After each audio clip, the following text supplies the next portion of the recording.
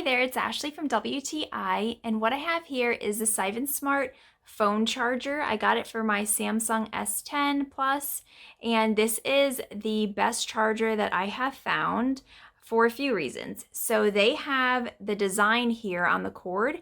It is not material, so it's like a rubber.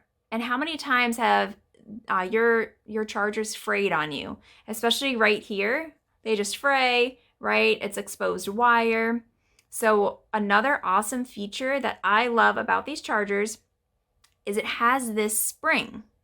So when you go to unplug and plug in your phone to the wall, it has a spring. So you're grabbing this to put force on it. You're not grabbing the wire.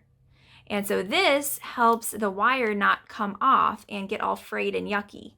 So this is by far my favorite charger. It charges super fast, and I would definitely recommend this because those things, when they happen to your phone charger, can be very annoying.